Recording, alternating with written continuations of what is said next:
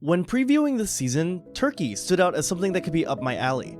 I mean, I'm an avid fan of the cute girls do some activity genre, whether that's ancient Japanese traditions or competitive ping pong. And I like bowling!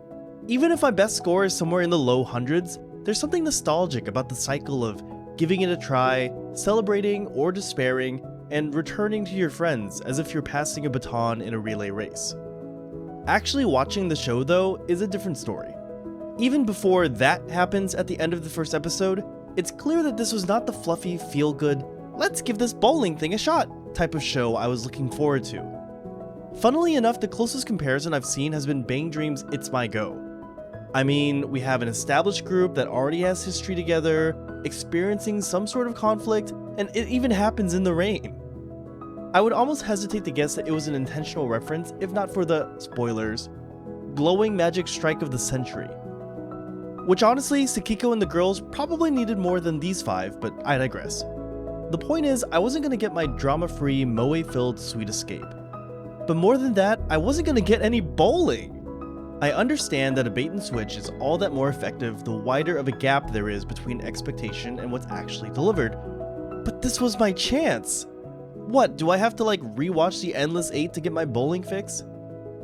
Thankfully no. Because despite its drastic change in setting, the rug pull that is Turkey Time to Strike is still very much a show about girls bowling. And I love it for that. It might even make it that much more of a bowling show.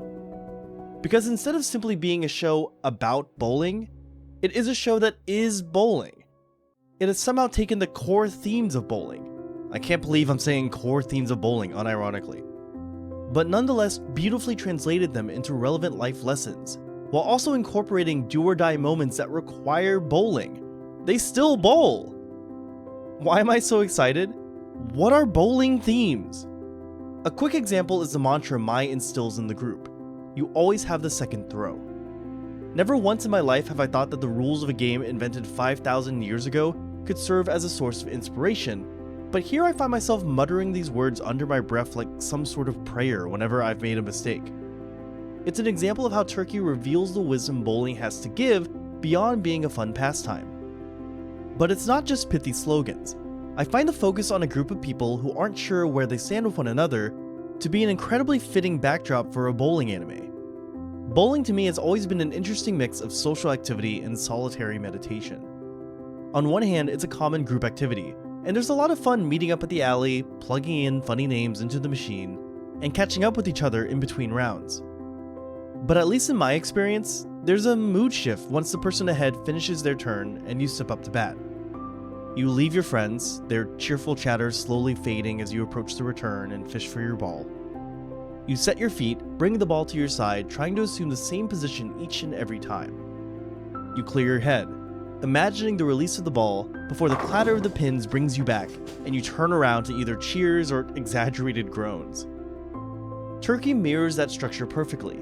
Cycles of togetherness broken by moments where characters must step forward alone. That's how each character has grown from this experience so far, whether that be Nozomi draining her phone for Anzu, Sayuri confronting morality, and Nanase coming to terms with Natsume's choice of freedom. Turkey demonstrates the all-too-true lesson that, in order to grow, you have to leave your comfort zone. You have to get up, leave your friends, and take your shot. But once you have, be it strike or gutter ball, they're there for you to return to. After all, they work together to beat the bandits. Rina secretly tries to help despite her demeanor, and ultimately the girls sacrifice their miraculous chance to stay behind for her. Because bowling is just as much team sport as it is individual. By individual, I mean there isn't an opponent who can directly affect you. No one is blocking the lane or throwing a ball at your ball. You're simply tasked to do the best you can do. You almost have to win against yourself. I think Turkey reflects this aspect of bowling through how the characters interact with the people of the past. It doesn't take long to realize that they're sort of paired up, both by, well, hair color, but also general personality type. Sumomo is a cheery and slightly quirky pink-haired girl, Anzu is a somewhat childish blonde who is prone to anger, Natsume is a curious purple-haired woman obsessed with knowledge. Their similarities to our main characters serve as an important reminder that despite hundreds of years worth of time difference, people are still people.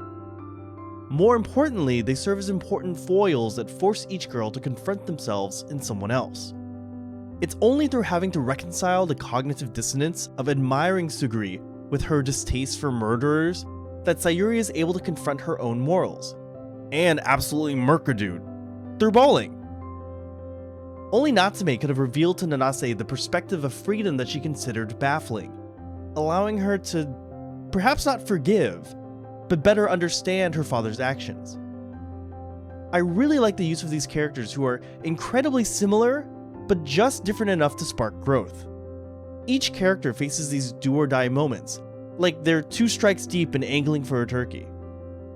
Somehow, they simultaneously become both the pins and the ball. But maybe I'm veering into pretentiousness, I don't know what I'm saying. What I'm trying to say is, the trip to the past has given our characters their second throws. And it's been invigorating to see them take adversity and repurpose it into growth. Like Rina says in the latest episode, they're taking the initiative to win against themselves. If you ask me, the real twist of Turkey isn't the time travel, it's the fact that bowling remains the soul of the show.